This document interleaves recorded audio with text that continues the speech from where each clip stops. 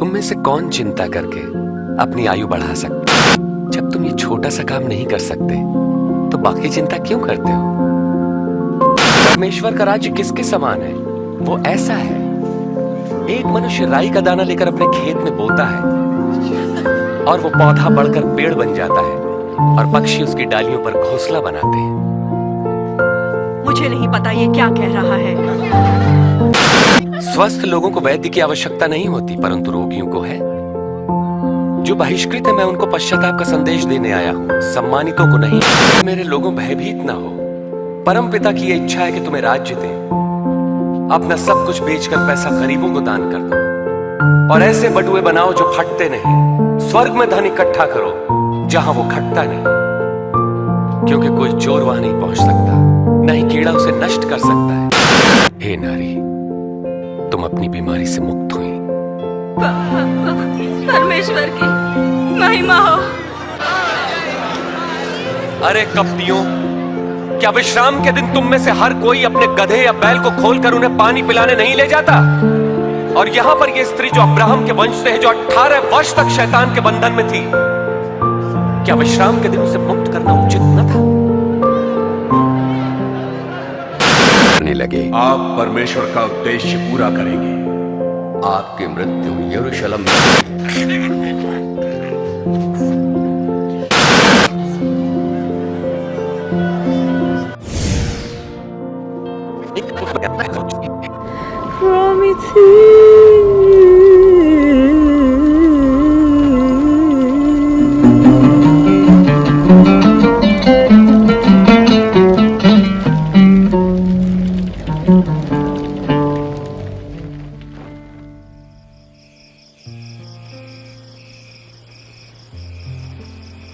तब प्रभु यीशु यूहन्ना, याकूब और पतरस के साथ पहाड़ पर प्रार्थना के लिए गए।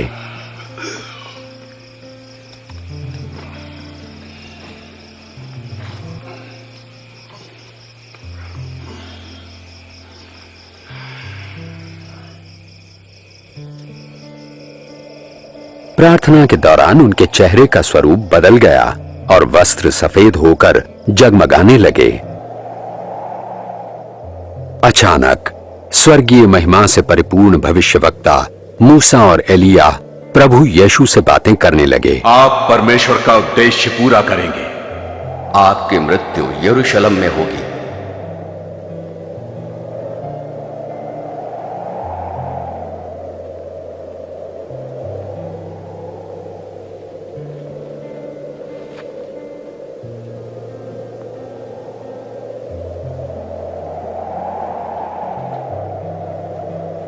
जाते समय पतरस ने प्रभु यीशु से कहा, स्वामी, ये कितना अच्छा है कि हम यहां पर हैं। हम 3 मंडप बनाएंगे, एक आपके लिए। पतरस ये कह ही रहा था कि एक बादल ने उन्हें घेर लिया और शिष्य डर गए और बादलों से आवाज आई, ये मेरा पुत्र है जिसे मैंने चुना है, इसकी सुनो।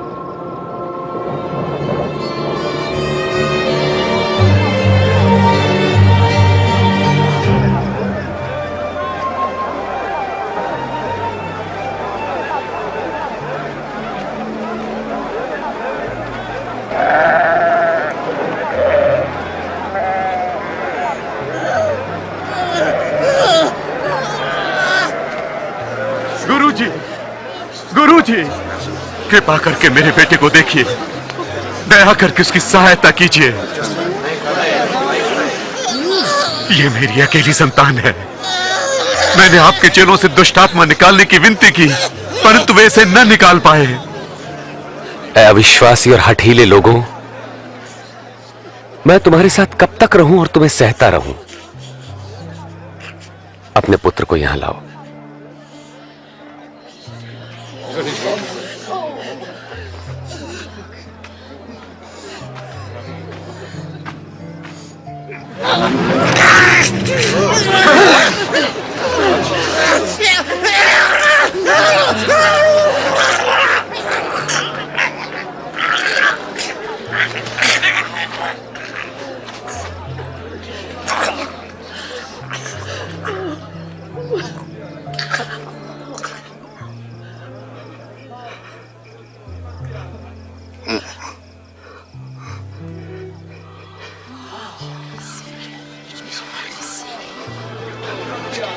अरे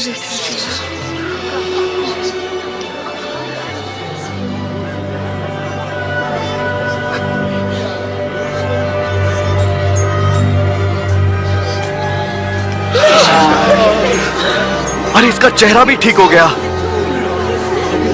विश्वास नहीं होता।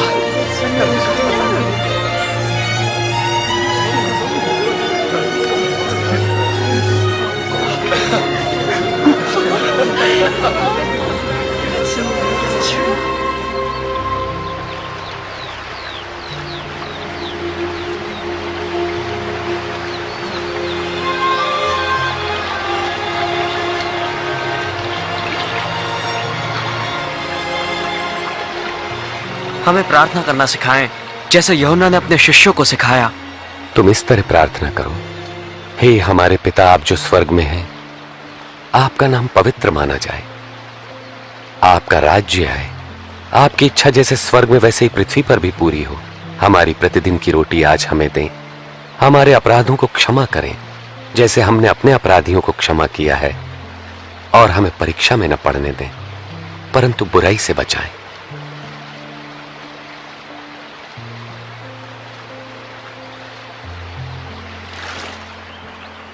मांगो तो तुम्हें दिया जाएगा, ढूंढो तो तुम पाओगे, खटखटाओ तो तुम्हारे लिए द्वार खोला जाएगा। क्योंकि जो मांगता है उसे दिया जाता है, और जो ढूंढता है वो पाता है, और जो खटखटाता है उसके लिए द्वार खोला जाता है।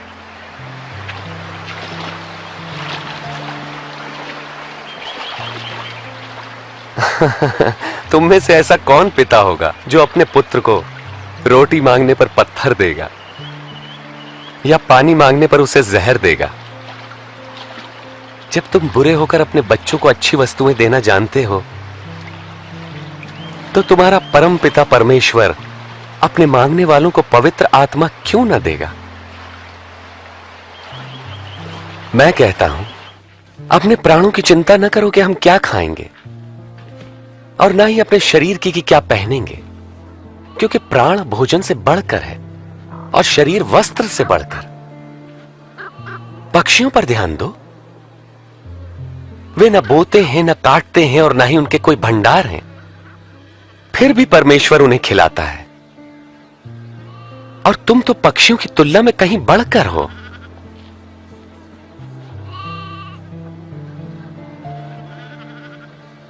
तुम में से कौन चिंता करके अपनी आयु बढ़ा सकता है? जब तुम ये छोटा सा काम नहीं कर सकते तो बाकी चिंता क्यों करते हो? इन फूलों को देखो, ये कैसे बढ़ते हैं। वे किसी तरह का परिश्रम नहीं करते। राजा सुलेमान इनमें से एक के समान भी सुंदर वस्त्र न पहन सका। यदि परमेश्वर मैदान की घास को सजाते जो आज है और कल आग में झोंकी जाएगी, तो निश्चय ही वो तुम्हें भी वस्त्र पहनाएंगे। हे अल्पविश्वासियों, हमारे विश्वास को बढ़ाएं। यदि तुम्हारा विश्वास राई के दाने के बराबर भी होता तो तुम इस पेड़ से कहते कि जड़ से उखड़कर समंदर में जा लग, तो ये तुम्हारी बात मान लेता।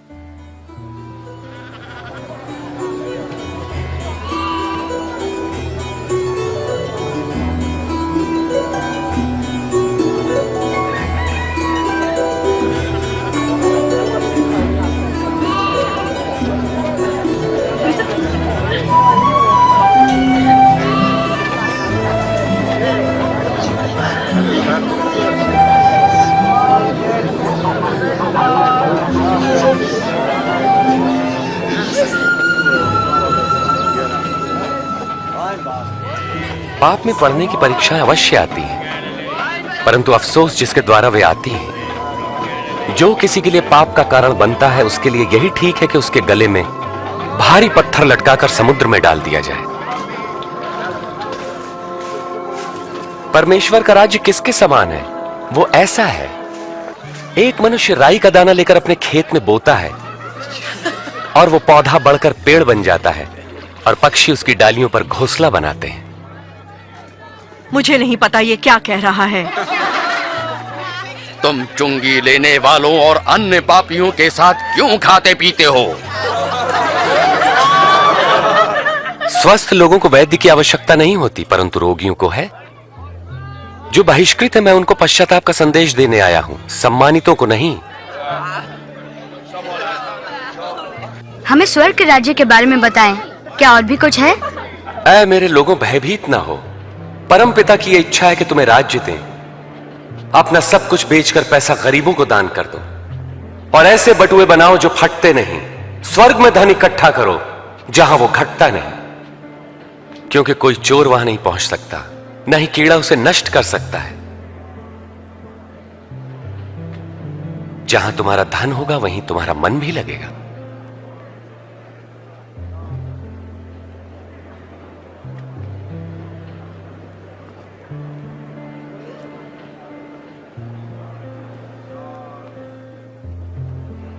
हे नारी, तुम अपनी बीमारी से मुक्त हुई।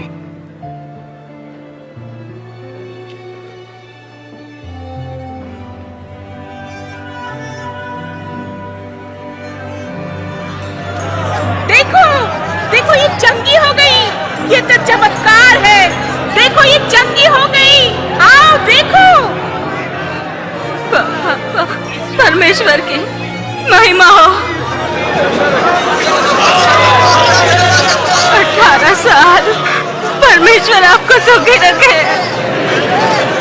हफ्ते में 6 दिनों तक हम काम कर सकते हैं, तो चंगाई के लिए हम इनमें से किसी भी दिन आ सकते हैं, मगर विश्राम के दिन नहीं। अरे कपटियों, क्या विश्राम के दिन तुम में से हर कोई अपने गधे या बैल को खोलकर उन्हें पानी पिलाने नहीं ले जाता? और यहां पर यह स्त्री जो अब्राहम के वंश से है, जो 18 वर्ष तक शैतान के बंधन में थी, क्या विश्राम के दिन उसे मुक्त करना उचित न था?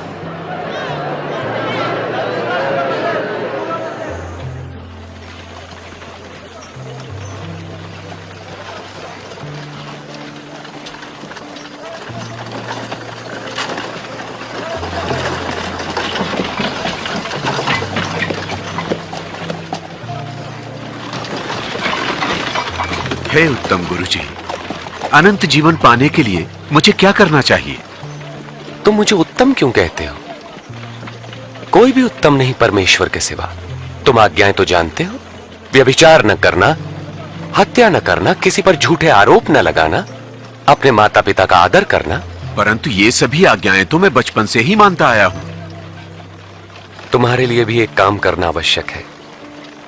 अपना सब कुछ बेचकर धन गरीबों को बांट दो, तुम्हें स्वर्ग में धन मिलेगा। फिर मेरे पीछे हो लो। मगर हम तो व्यापारी हैं, बहुत धनवान। धनवान का परमेश्वर के राज्य में प्रवेश कितना कठिन है। धनवान के लिए परमेश्वर के राज्य में प्रवेश मुश्किल है, जबकि ऊंट का सुई के नाके से निकलना सहज है। तो फिर कौन मुक्ति पा सकता है? जो मनुष्य के लिए असंभव है वो परमेश्वर के लिए संभव है। वास्तव में कहां होगा ये परमेश्वर का राज्य? परमेश्वर का राज्य प्रकट रूप से नहीं आता। कोई ये नहीं कह सकता कि देखो ये यहां है या वहां है, क्योंकि परमेश्वर का राज्य तुम में है। वो समय आएगा जब तुम परमेश्वर के पुत्र के आगमन का दिन देखना चाहोगे, पर देख ना पाओगे। जैसे बिजली आकाश की एक ओर से दूसरी ओर तक प्रज्वलित होती है, वैसे ही परमेश्वर का पुत्र भी प्रकट होगा। परंतु पहले उसे बहुत दुख उठाना होगा और इस युग के लोग उसका तिरस्कार करेंगे।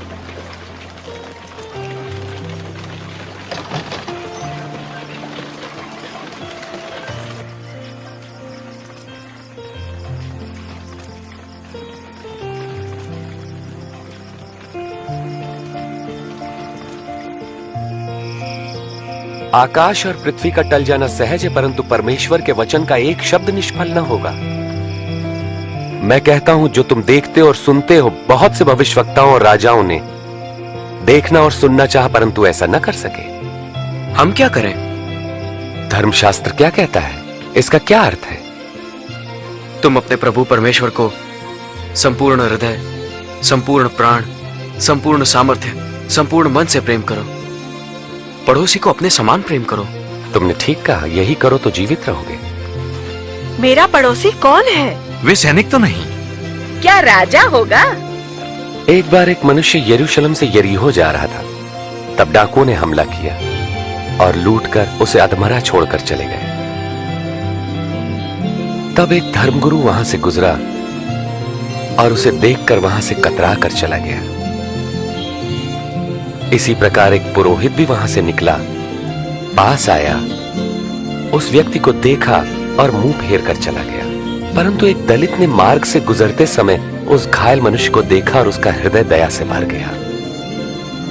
उसने घायल के पास जाकर घावों को साफ किया, फिर उसे अपनी सवारी पर बैठाकर वो एक